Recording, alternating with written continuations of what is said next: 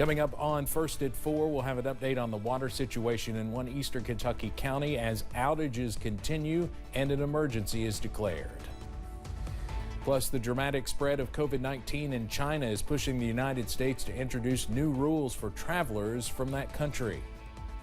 Plus, the warmth has been here, and now it's time for showers to push in as soon as tomorrow night. The very latest coming up as Mountain News First at 4 starts right now. Dedicated to Eastern and Southern Kentucky, this is WYMT Mountain News First at 4.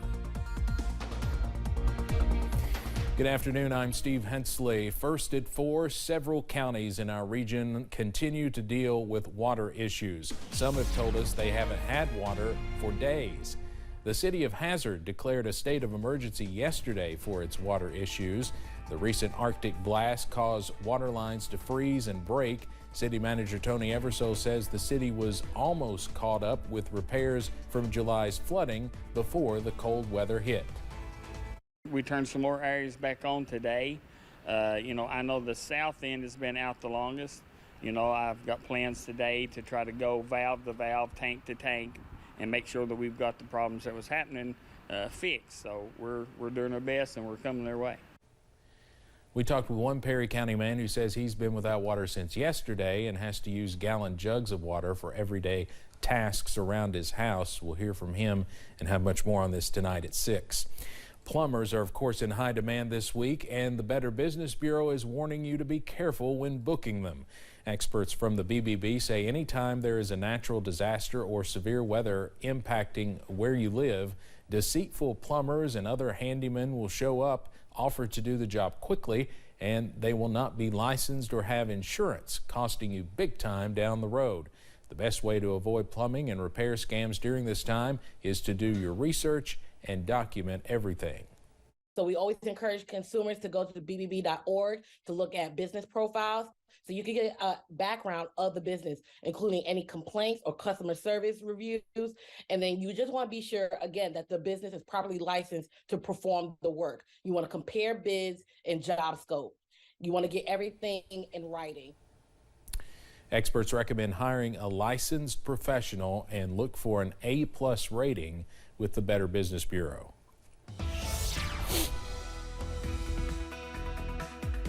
Well, continuing to watch those mild temperatures return to the region, and they'll continue as we head through tonight into tomorrow and beyond. Here's a look right now at downtown Hazard. Looking pretty nice outside. Christmas decorations still up for now, but I think that's going to change soon. It's not only because we got some breezy conditions working in. 63 right now in Hazard. Same thing in Somerset. It's mild. It's a little bit cloudier, too, over in the Cumberland Valley at this hour.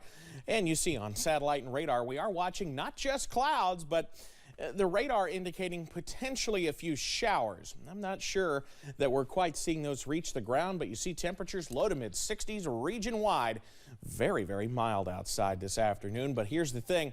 Those dew points are still in the middle to upper 30s to near 40s. So we're not quite, I don't think we have quite the moisture in the atmosphere yet for those showers, but it is something we'll watch. Coming up in a few minutes, clouds continue to increase. That mild feel continues, and we're watching rain chances for the weekend and beyond. The details in just a little while. Steve? Evan, thank you. The dramatic spread of COVID-19 in China is pushing the U.S. to introduce new rules for travelers from that country. Starting 1 week from today, anyone leaving China for the U.S. will have to test negative for COVID before getting on a plane. As CBS's Scott McFarland reports, the Biden administration is acting now because it's worried about cases increasing and new variants emerging. Hospitals in China are overwhelmed, pushed to the brink, and funeral processions are constant. The world's most populated nation is awash in COVID, and many areas are unprepared. If you go to Beijing, they have so many good hospitals.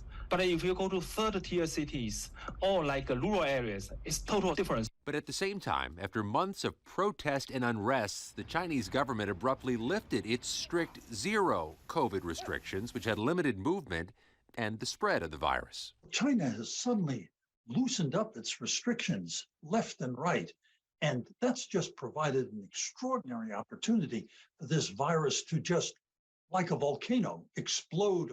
So, starting next week, the U.S. is joining a growing list of nations requiring people traveling from China to have tested negative for COVID within 48 hours of departure to be allowed through. Ready for testing? And the Centers for Disease Control announced it's expanding its COVID surveillance program at U.S. airports, in which passengers volunteer to undergo a nasal swab to better detect a new wave of cases. Health experts hope these new measures help. No barrier is perfect, but putting up this barrier for testing is a prudent thing to do to try to keep potential new variants out of this country for as long as possible.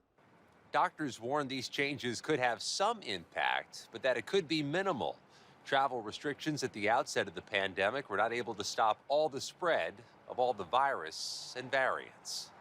Scott McFarland, CBS News, Washington. Passengers who test positive more than 10 days before their flight can provide documentation of their recovery in lieu of a negative test result.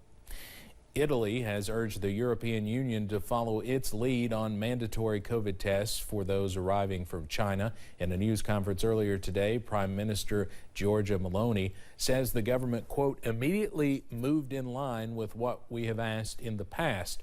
Meloni also adds that this measure can only be fully effective, quote, if it is taken by the whole EU. She went on to speak of the tests being taken from Malpensa travelers from China, where almost 50% of passengers arriving at Italy's Milan airport from China tested positive for COVID-19 on Monday, sending alarm waves around the country about COVID safety. Coming up on First at 4, Southwest Airlines is canceling thousands of additional flights ahead of another holiday weekend.